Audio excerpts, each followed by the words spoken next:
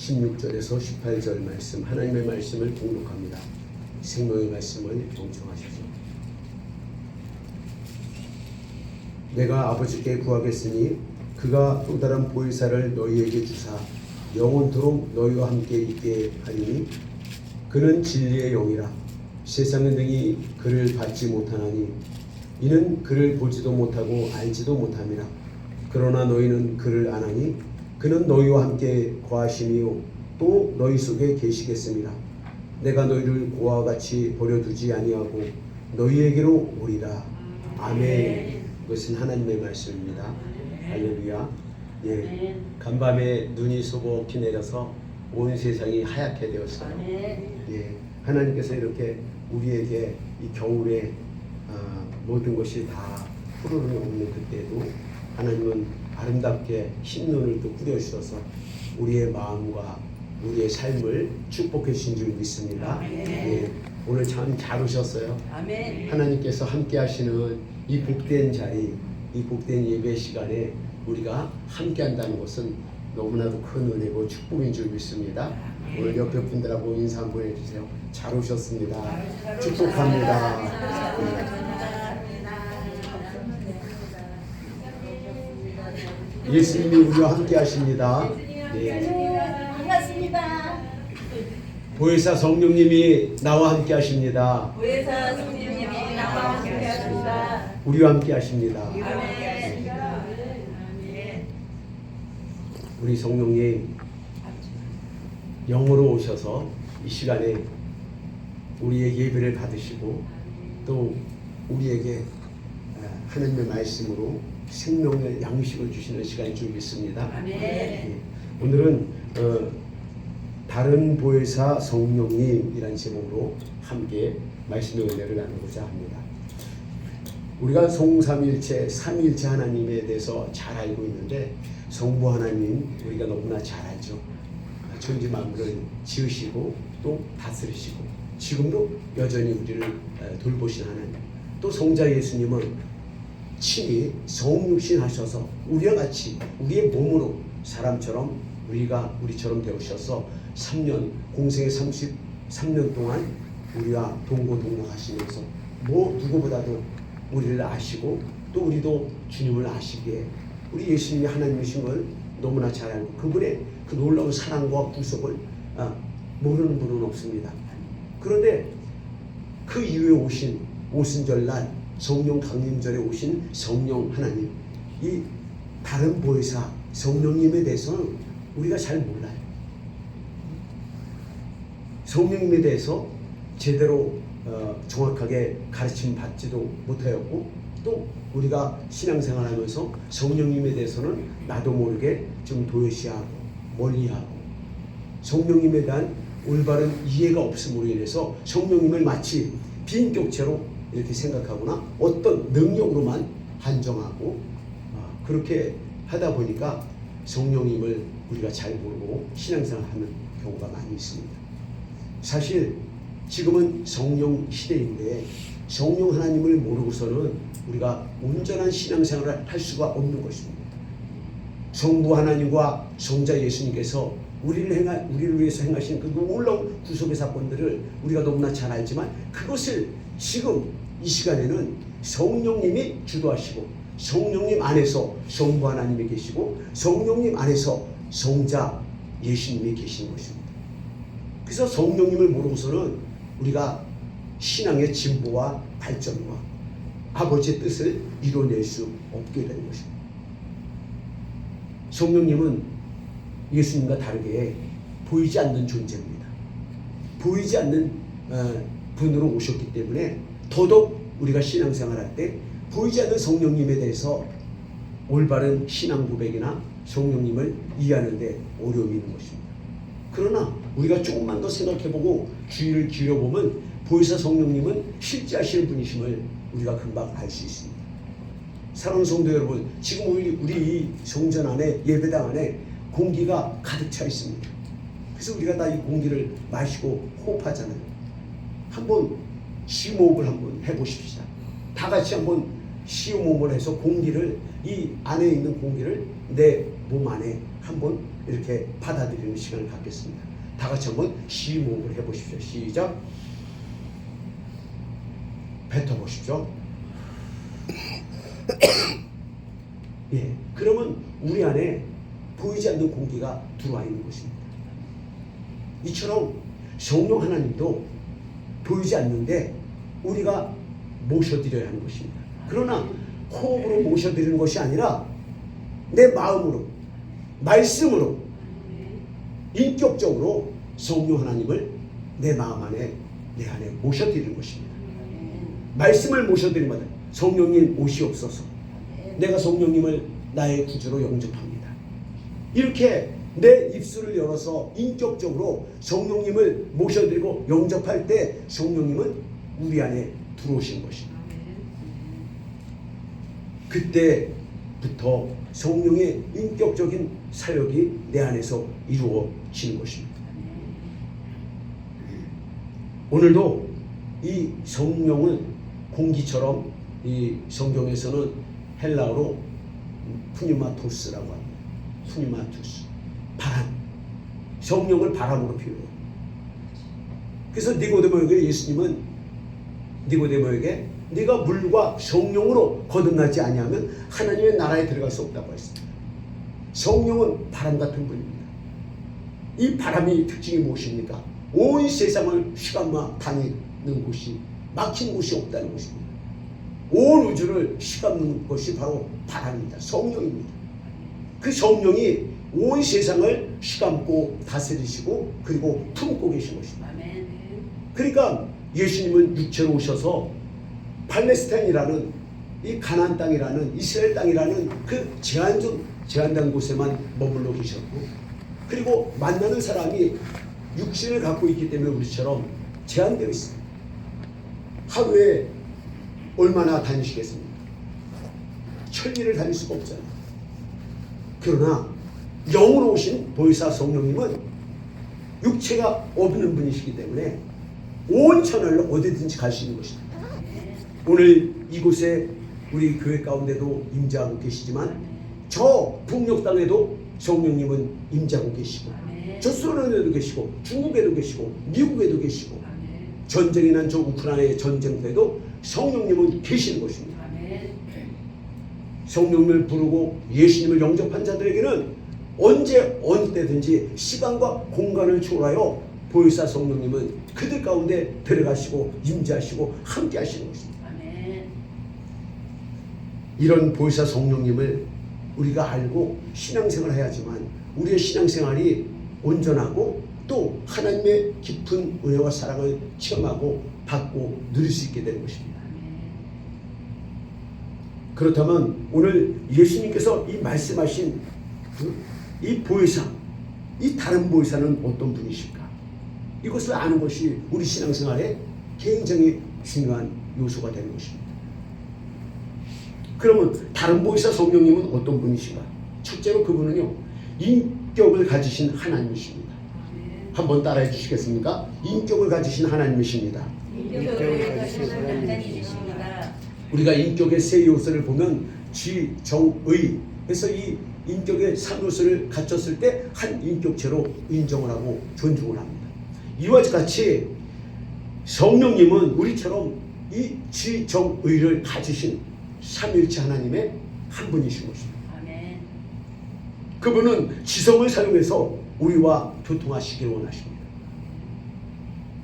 성령님은 이 모든 걸 생각하시고 아시는 분이십니다. 로마서 8장 27절로 보면 마음을 살피시는 이가 성령의 생각을 아시나니 이는 성령이 하나님의 뜻대로 성도를 위하여 간구하십니다. 그러니까 우리가 기도할 때 무엇이 기도할지 모를 때 그때 성령님께서 생각을 주시고 성령님의 생각으로 기도를 이끌어주세요. 우리가 기도할 때 어떨 때는 기도 줄이 잘 안 잡히잖아요. 갑자기 이렇게 기도할 때 안 되고 또 이렇게 저런 잡념들이 막 생길 때 기도가 잘 안 됩니다. 그럴 때 성령님께서 내 입술을 딱 잡으셔서 방언으로 기도해 주세요. 방언으로 기도할 때 나는 내가 그것이 어떤 기도인지 모르지만 이 영으로 하는 기도이기 때문에 성령의 뜻 가운데 성령께서 내가 기도할 것을 아시고 내 입술을 주장하셔서 방언으로 하나님과 교통하도록 이렇게 이끌어 주신 것입니다.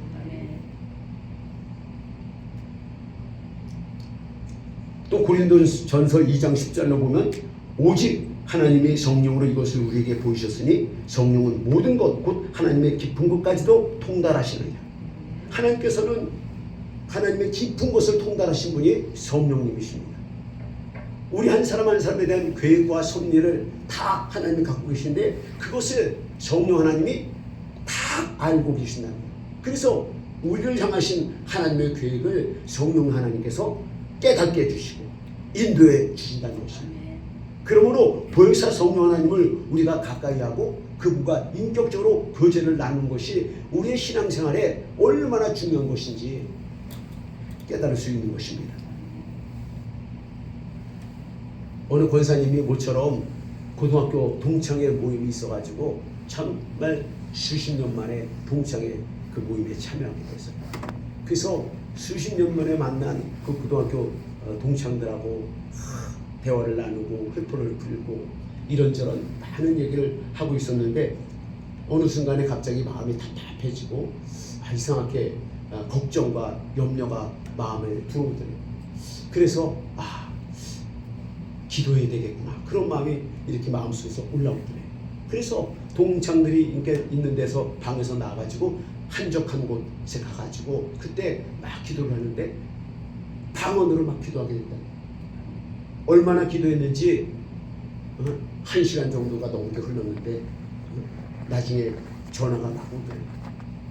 전화벨 소리를 듣고 핸드폰을 열어보고 받으니까 병원에서 응급실에 자기 남편이 지금 입원해 있다고 그런 연락이 왔대요. 그래서 얼른 이제 병원을 갔더니 상황을 알아봤더니 남편이 공사 현장에서 포크레인 중장비를 운영하는데 그만 포크레인이 전복돼가지고 큰 사고가 났는데 다행히도 이 남편이 조그만 찰가상만 입었을 뿐 손 하나 다른 데 다친 데가 없다는 거예요. 바로 그때 사고 나기 전에 보혜사 성령께서 이 권사님에게 그 일어날 일을 아시고 권사님으로 하여금 자기 남편을 위해서 기도하게 하신 거예요. 뜨겁게 방언으로 자기는 무엇인지도 내용이 모르면서 기도했는데 나중에 알고 봤더니 바로 자기 남편이 그런 위험한 상황에 빠져 있었다는 것입니다. 그 기도가 그 자기 남편을 구하게 됐다는 간증을 들었습니다. 사랑하는 여러분, 성령님은 이렇게 모든 것을 아십니다. 전지하시고 전능하신 하나님이십니다. 그 하나님을 우리가 무시하고 그 하나님을 배제하고 신앙생활한다는 것은 마치 안 뽑는 찐빵과 같은 것입니다.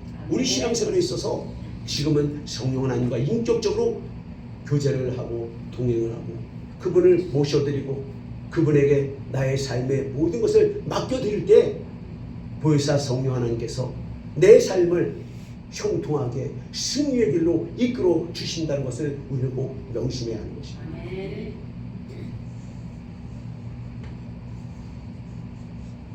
성령 하나님은 또 의지를 가지고 계신 분입니다. 성령 하나님은 주권적으로 선교 사역을 주도하시는 하나님이십니다.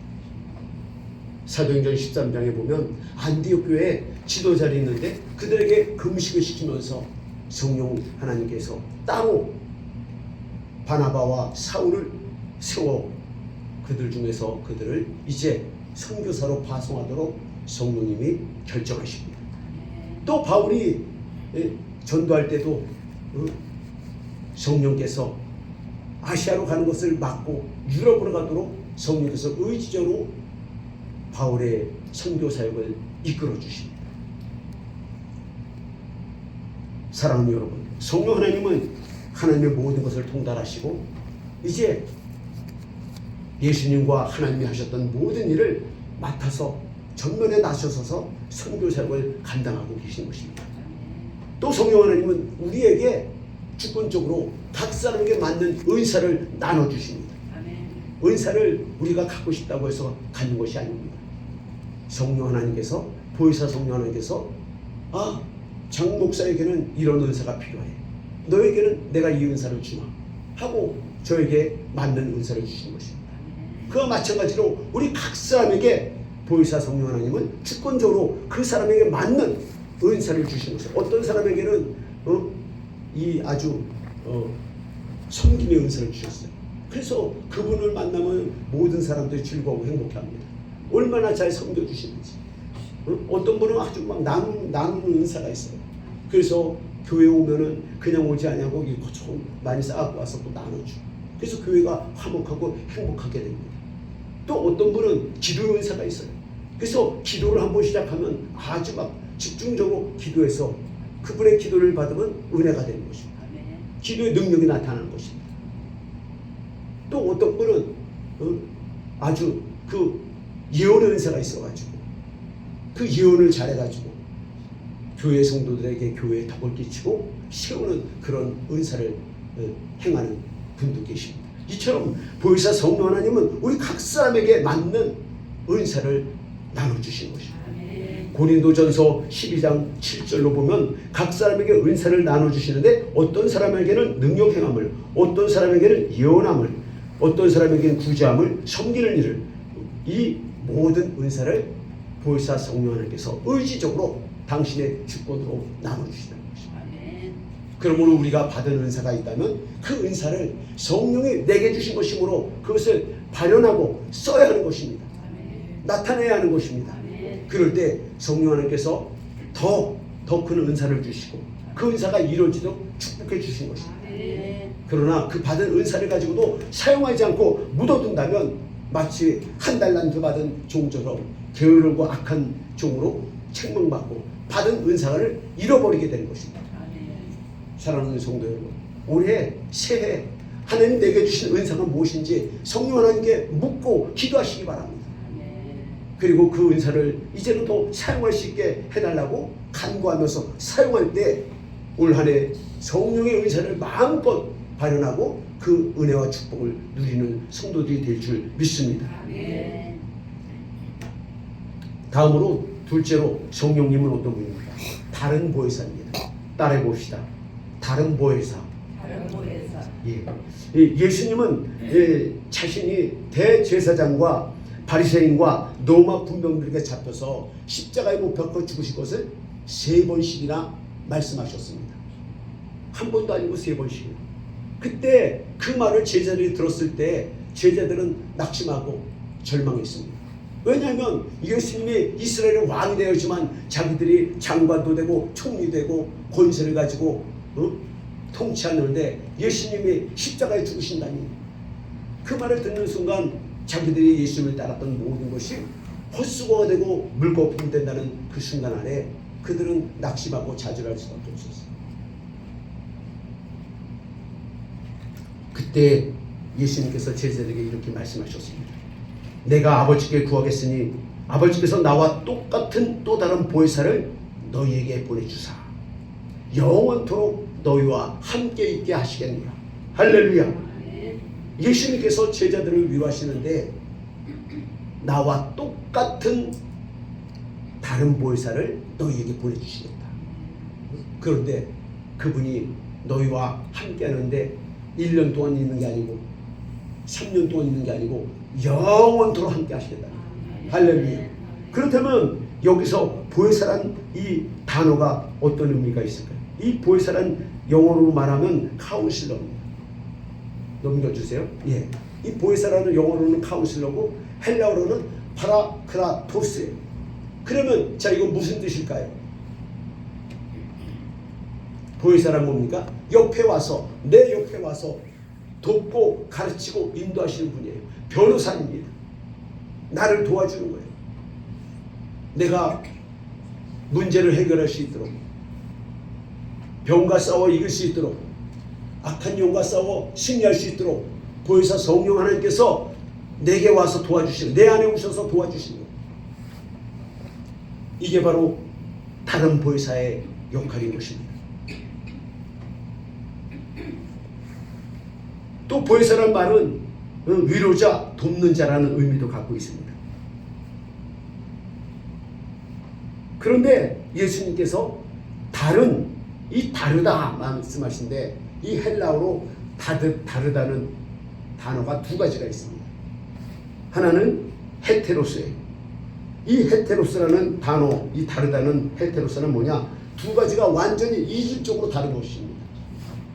하늘과 땅이 완전히 다르듯이 마치 이 성경책과 이 마이크가 질적으로 다르잖아요. 쓰임새도 다르잖아요.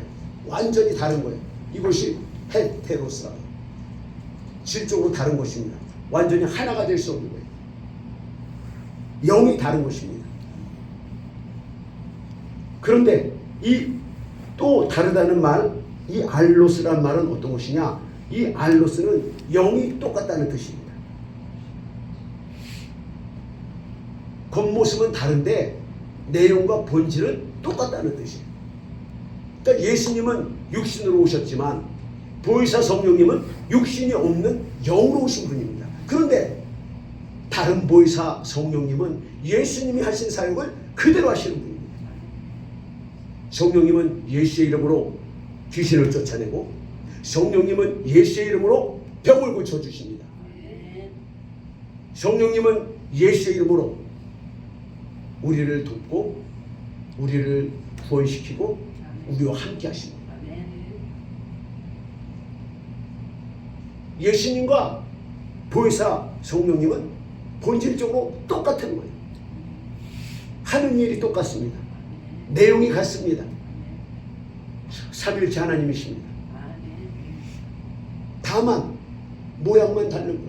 육체를 계신 첫 번째 보혜사 예수님은 육체를 입고 이 땅에 오셨고 그래서 그분은 우리와 함께 사시면서 우리와 함께 계셨기 때문에 우리가 너무나 더 잘 알아요. 왜 그러면 우리와 똑같은 몸으로 사셨기 때문에. 그러나 두 번째 보혜사로 오신 보혜사 성령 하나님은 영으로 오셨기 때문에 몸을 가지고 오지 않은 영적인 존재이기 때문에 우리가 이 영적인 존재를 대해서 눈에 보이지 않으니까 무시하고 모를 수밖에 없는 것입니다. 그러나 오늘 예수님은 분명히 말씀하셨습니다. 내가 너희에게 또 다른 보혜사를 보내주겠다. 그리고 그 보혜사 성령 하나님은 바로 내 안에 오신다는 거예요. 우리 안에 거하신다는 거예요. 구하처럼 우리를 내버려 두지 아니하고 우리 예수님께서 다른 보혜사 성령님을 우리에게 보내주셔서 영원토록 함께 하시겠다는 것입니다. 할렐루야. 그러므로 성도 여러분, 이 알로스 다른 보혜사 성령 하나님을 내가 온전히 영접하고 그분과 교제하고 그분의 다스림을 받아야 하는 것입니다. 성령 보혜사 성령 하나님의 뜻을 따르고 구하고 그분을 나의 하나님으로 나의 주님으로 영접하고 모실 때 보혜사 성령 하나님께서 나에 대한 모든 계획을 하나님의 깊은 곳까지도 통달하시고 아시는 보혜사 성령님께서 나를 이끌어 주시는 것입니다. 내 문제를 해결해 주시는 분입니다.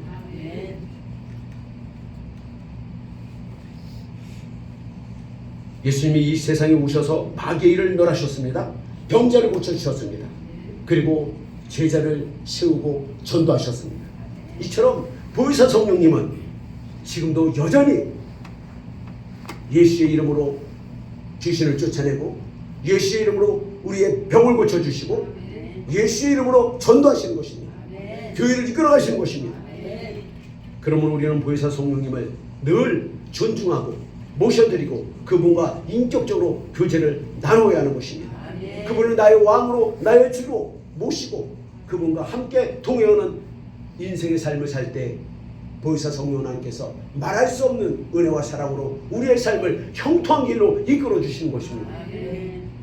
마태복음 4장 23절로 예수께서 온 갈릴리에 두루 다니사 그들의 회당에서 가르치시며 천국 복음을 전파하시며 백성 중에 모든 병과 모든 약한 것을 고치시니 그의 소문이 온 수려에 퍼진지라. 사람들이 모든 앓는 자 곧 각종 병에 걸려서 고통당하는 자 귀신 들린 자 간질하는 자 중풍병자를 데려오시니 그들을 고치시더라. 예수님을 대신해서 보혜사 성령 하나님은 지금 예수님이 하신 사역을 우리 가운데서 행하시는 것입니다. 하나님의 사람을 사용하시는 것입니다. 주의 종 목사를 사용하십니다. 장로님을 사용하십니다. 권사님을 사용하십니다. 집사님을 사용하십니다. 보혜사 성령과 함께 동행하십시오. 보혜사 성령을 인격적으로 모시고 그분과 함께 사십시오. 그때 보혜사 성령께서 나의 모든 문제를 해결해 주시는 것입니다. 영으로 오신 다른 보혜사 성령님은 육체로 오신 예수님보다 시와 시공간을 초월하시기 때문에 예수님의 3대 사역을 언제 어디서나 온 우주에서 행하실 수 있는 것입니다. 그러므로 오늘날 이 성령의 시대에 오늘 우리 성도들은 보혜사 성령님을 정말로 온전히 나의 구주로 영접하고 그분과 수시로 호흡하면서 호흡하는 것처럼 그분을 나의 주로 인정하고 대화하고 교제할 때 성령께서 나를 성화의 길로 이끌어가는 것입니다. 우리가 왜 예수 믿고 오랫동안 신앙생활하면서도 왜 옛사람이 죽지 않는 이유가 무엇입니까? 보혜사 성령님을 무시해서 그래요. 보혜사 성령님을 인격적으로 영접하지 않고 그분에게 순종하지 못하기 때문입니다.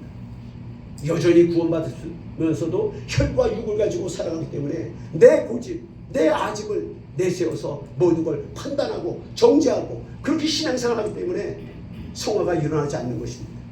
보혜사 성령 하나님을 온전히 의지하고 보혜사 성령 하나님께 기도할 때 그분께서 나의 모든 단점을 나의 모든 것을 아시고 개선시키도록 이끌어 주시고 나의 장점은 더 활성화시켜서 더 큰 은사로 나타나도록 이끌어 주시는 것입니다.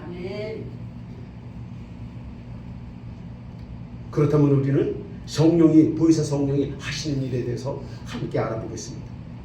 보혜사 성령이 하시는 일은 뭐냐? 첫 번째로 우리의 죄를 회개시키는 일을 하십니다. 한번 따라해 봅시다. 죄를 회개시키는 일을 하십니다. 우리가 기도할 때 회개할 때 잘 안 돼요. 회개가 잘 안 됩니다. 나의 옛사람이 회개하는 것을 방해하고 참으로 내가 지은 죄가 잊어버리고 기억이 나지 않아서 나도 모르게 그것을 그냥 내 안에 묻고 사는 경우가 많습니다. 그런데 성령께서 깨닫게 해주신 것입니다. 성령께서 지난날의 죄를 드러나게 하시는 것입니다. 다윗이 자기의 충직한 장수를 죽이고 그의 아내를 이제 간음하고 데려왔을 때 그리고 그는 아주 태연자약하게 그 죄를 잊어버리고 살고 있었습니다. 그러나 그때 선지자가 비유를 들어서 설명하자 그때 그 다윗 아래에 있던 성령께서 통이하며 자복하고 무릎 꿇게 만든 것입니다. 다윗은 그때부터 정말로 성령 하나님께 의지하면서 간절한 눈물로 회개하며 기도했던 것입니다. 1907년도 한국에 그 대부흥의 전초가 됐던 평양 장대원교회에서 부흥사경회가 일어났습니다. 목사님이 말씀을 전하는데 성도들이 맹맹해요. 부흥회가 며칠째 진행되는데 그때 그 장대교회 길선주 장로가 그 장로님이 목사님의 말씀을 듣는데 갑자기 그 안에서 그 장로님 그 마음속 깊은 곳에서 성령의 음성이 들려왔습니다. 야 이 도둑놈아, 야 이 도둑놈아, 친구의 재산을 떼어먹고 내가 장로냐? 내가 장로냐?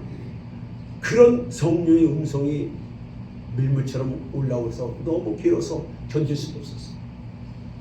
그래서 예배가 끝나고 길선주 장로는 모든 성도들 앞에 나와서 자기의 죄를 토설하며 고백했습니다.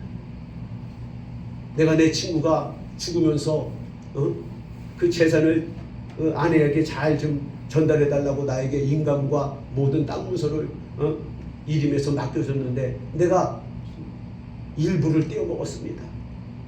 그러면서 길선주 장로가 고백합니다. 회개합니다. 나는 나쁜 놈입니다. 나는 장로의 자격이 없는 사람입니다. 나는 내 친구의 돈을 떼어 먹었습니다. 회개합니다. 그렇게 회개를 하는 순간부터 여기저기서 성도들이 자기의 죄를 자복하고 회개하면서 눈물을 흘리고 소리를 치며 울고 어떤 사람은 심지어 떼굴떼굴 굴르기까지 하면서 그러면서 평양에서 그 유명한 회개 성령운동이 일어나기 시작한 것입니다. 아멘. 사랑하는 여러분, 이것이 바로 한국사에 전해 내려오는 사실인 것입니다. 저도 회개할 때 하나님 앞에 정말로 하나님의 은혜와 사랑을 깨닫고 하나님 앞에 회개하는데 교회만 가면 눈물이 나요. 금요철에 가면 그냥 눈물 나오고 회개 눈물. 그래서 얼마나 울고 눈물을 흘리는지 집사님들이 울보 집사님, 눈물의 집사님이라는 그런 별명을 붙여줬어요. 죄가 그렇게 많은 거예요. 10대 때 생각해 보니까는 동네 가수원에 있는 복숭아 나무밭에 가서 그냥 복숭아는 몰래 서리에 먹고, 또 20대 청년 때는 혈기를 가지고 인생 개똥처라고 찾아가면서 하나님을 대적하고 음주 가물을 하고, 또 30대 때는 이제 가정을 이뤘다고 하나님 교회는 뒤로 하고 나 살기만 바쁘고 하나님 11조를 다 떼어먹고, 돌아보니까 너무나 정말로 부끄럽고 죄가 너무 많은 거예요. 성령은 이렇게 내 안에 있는 죄를 들춰내서 회개하게 하셔서 나를 깨끗하게 하시는 것입니다. 정결케 하시는 것입니다. 정말 우리가 예수님의 영으로 거듭나려면 진정한 회개가 한 번은 있어야 하는 것입니다. 다윗처럼 눈물을 베개로 적시면서 자신의 죄를 통회하고 자복하는 그 한 번의 경험이 있어야 하는 것입니다. 그때 보혜사 성령께서 나를 영접하시고 내 삶을 이끌어 주시는 것입니다. 요한복음 16장 8절로 11절에 이렇게 말씀합니다. 그가 와서 죄에 대하여 의에 대하여 심판에 대하여 세상을 책망하시리라. 죄에 대하여라 함은 그들이 나를 믿지 아니하며, 의에 대하여라 함은 내가 아버지께로 가니 너희가 다시 나를 보지 못하며, 심판에 대하여라 함은 이 세상 임금이 심판을 받았습니다. 사랑하는 여러분, 죄 중에서 가장 큰 죄가 뭘까요? 가장 무서운 죄가 뭘까요? 바로 예수를 믿지 않는 죄입니다. 예수를 믿지 않는 죄예요. 예수님께서 하나님의 아들로서 이 땅에 오셔가지고 우리가 우리가 져야 될 모든 저주와 모든 죄를 십자가에서 대속해 주신 놀라우신 하나님의 사랑인 것입니다. 이 사랑을 인정하지 않고 받아들이지 않는 것이 죄인 것입니다. 지옥 가는 것은 내가 큰 죄를 져서, 우리 사람들이 큰 죄를 져서 지옥 가는 것이 아니라 이 하나님의 사랑, 독생자 아들을 통해서 나타난 이 예수님의 사랑을 영접하지 않기 때문에 지옥 가는 것입니다. 그런데 보혜사 성령께서 이 죄를 깨닫게 해주신다는 것입니다. 이 세상에 오셔서 우리 인간들이 믿지 않는, 거부하는 이 하나님의 사랑을 깨닫게 해주신다는 것입니다. 그래서 돌이켜 회개하게 인도해 주시는 것입니다.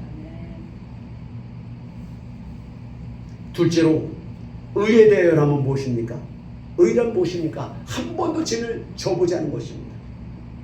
부끄러움이 전혀 없는 상태에, 이것이 바로 의입니다. 예수님은 성자 하나님이시고 독생하신 아들로서 성령의 역사로 동정녀 마리아의 몸을 빌려서 잉태하여 이 세상에 오신 분입니다. 그분은 죄가 한 번도 없으십니다. 그런 분이 우리의 모든 죄를 대신 지시고 십자가에 올라시고 채찍에 맞으시고 수치와 모멸을 당하신 것입니다. 그뿐 아니라 끝내 십자가에서 못 박혀 죽으셨다가 장사된 지 사흘 만에 부활하셔서 이제는 영광스러운 하나님 보좌의 우편에 앉으신 것입니다. 많은 사람들은 예수님이 하나님의 아들이 맞냐 의심하고 의심의 눈치를 보내는 것입니다. 예수를 믿지 않는 것입니다. 그러나 예수님은 성령에 기록된 대로 모든 공생의 사역을 마치시고 하나님 보좌 우편에 지금 앉으셔서 하나님과 정부 하나님과 함께 하십니다. 그리고 이 세상을 다스리시고 우리를 위하여 중보해 주시고 우리를 이끌어 주시는 것입니다. 이것을 의를 성령님은 이 땅에 오셔서 알게 해주시는 것입니다. 세 번째로, 심판에 대하여라 하면 무엇입니까? 이 심판에 대하여라면 이 세상 임금 곧 마귀가 심판을 받았다는 것을 깨닫게 하시는 것입니다. 할렐루야. 아담과 하와가 범죄해서 하나님께서 주신 그 모든 만유를 다스리는 그 권세를, 그 축복을 마귀에게 합법적으로 넘겨줬습니다. 마귀는 이 권세를 가지고 아담의 후손들을 자기의 종으로 만들고 또 하나님의 축복을 빼앗아가고 죽이고 멸망시키는 일을 하고 있는 것입니다. 아담의 후손들 우리는 모두 다 마귀의 종이 되고 마귀에게 죽임을 당하는 그런 비참한 삶을 살고 있었던 것입니다. 그런데 우리 하나님께서 아들을 보내주심으로 말미암아 2000년 전에 아들을 보내주시고 그 아들이 이 땅에 오셔서 그 마귀를 멸하심으로 십자가의 구속으로 마귀의 사망 권세를 깨뜨리신 것입니다. 마귀의 가장 큰 무기가 무엇입니까? 바로 사망입니다. 죽음이라는 그 권세입니다. 죽음을 가지고 인간들을 협박하고 우리를 굴종시키는 것입니다. 죽음 앞에서는 모든 사람이 다 마귀 앞에 항복하고 그냥 다 무릎 꿇고 말았습니다. 그러나 사람 오신 예수님께서는 그 마귀의 권세인 그 죽음을, 사망을 십자가에서 깨트려 버리셨습니다. 무장해제 시키셨습니다.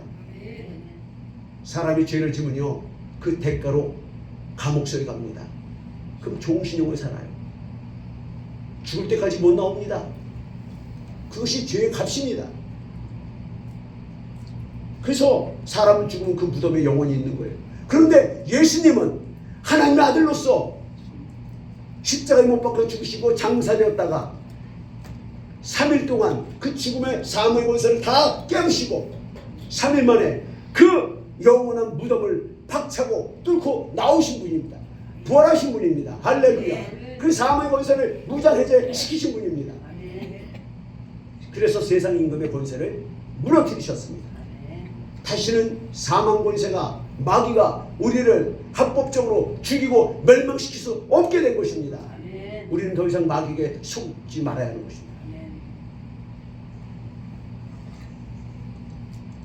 영원한 무덤, 그 종신형 같은 감옥을 폐쇄하고 다시 부활하시고 살아나심으로 우리에게 영생을 마귀의 그 종의 사슬에서 끊어주시고 하나님의 나라의 양자로, 하나님의 자녀로 기업으로 삼으셔서 행복한 삶을 살 수 있도록 만들어주신 것입니다. 할렐루야.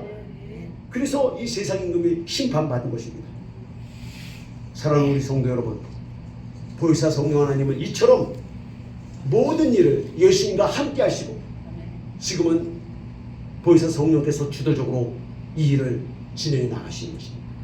그럼 우리가 이 세상 살아가면서 신앙생활 할 때 보혜사 성령님을 인격적으로 모시고 그 보혜사 성령님 함께 내 문제를 가지고 의논하고 상담하고 또 도움을 요청하고 보혜사 성령 하나님 도와주세요. 보혜사 성령 하나님 내 병을 고쳐주세요. 보혜사 성령 하나님 내 문제를 해결해 주세요 라고 기도할 때 보혜사 성령 하나님은 돕는 자로서 마땅히 기뻐하시면서 여러분의 문제를 해결해 주실 것입니다. 사랑하는 성도 여러분, 2026년도에 우리가 지금까지 신앙생활 해오면서 잘 몰랐던, 오해했던 삼일체 하나님 중에서 세 번째, 이 성령 하나님에 대해서 우리가 잘 알고 그리고 그 성령 하나님을 인격적으로 모시고 그분과 동행할 때 우리의 속사람은 완전히 변화되고 우리의 옛사람은 십자가에 못 박게 되는 것입니다. 성령 하나님을 인격적으로 동행하고 그분께 의논하고 기도할 때 그분이 하지 말라는 걸 하지 않으면 됩니다. 바꾸라고 하면 바꿔야 하는 것입니다. 그것이 내게 유익이 되게 됩니다. 하나님께 예배드릴 때 온전한 마음으로 정성을 다해서 힘을 다해서 예배드려야 하지 않겠습니까? 예배드리는 시간에 공적으로 우리가 모두 일어나서 예배를 드리는 걸 하나님이 기뻐하신다면 거기에 따르고 합력하는 것이 그것이 성령의 뜻인 줄 믿습니다. 아무리 어렵고 힘들어도 내 생각 그것을 내려놓고 성령의 뜻에 순종할 때 보혜사 성령 하나님의 은혜 그 사랑에 온전히 이루어지는 줄 믿습니다. 결론적으로 우리 신앙생활에서 그동안 소홀히 하고 잘 몰랐던 다른 보혜사 성령님에 대해서 우리가 잘못된 생각들, 그 잘못된 태도를 청산해야 하는 것입니다. 그래야만 진정한 믿음과 신앙생활을 할 수 있는 것입니다. 하나님이 예비하신 그 축복과 은혜를 누릴 수 있게 되는 것입니다. 예수님께서 십자가를 지시기 전에 하신 말씀은 우리 삶에 의미심장한 가르침이 있습니다. 이 말씀을 같이 한번 읽겠습니다. 요한복음 14장 16절에서 20절 말씀입니다. 우리 한번 같이 읽겠습니다. 시작. 내가 아버지께 구하겠으니 그가 또 다른 보혜사를 너희에게 주사 영원토록 너희와 함께 있게 하리니 그는 진리의 영이라 세상은 능히 그를 받지 못하나니 이는 그를 보지도 못하고 알지도 못함이라. 그러나 너희는 그를 아나니 그는 너희와 함께 거하시며 또 너희 속에 계시겠습니다.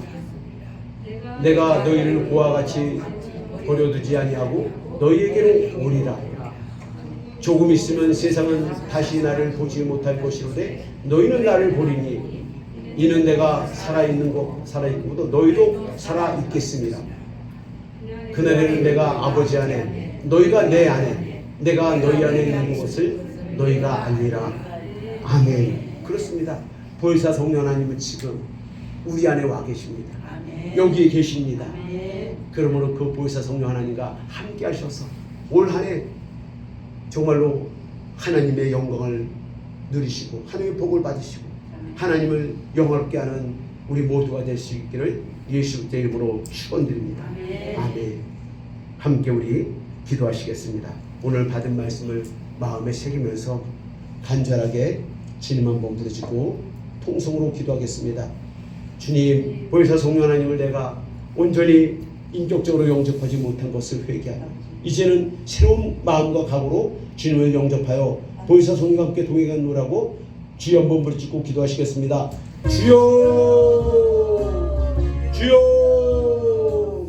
할렐루야. 하나님 아버지, 오 주님 감사합니다.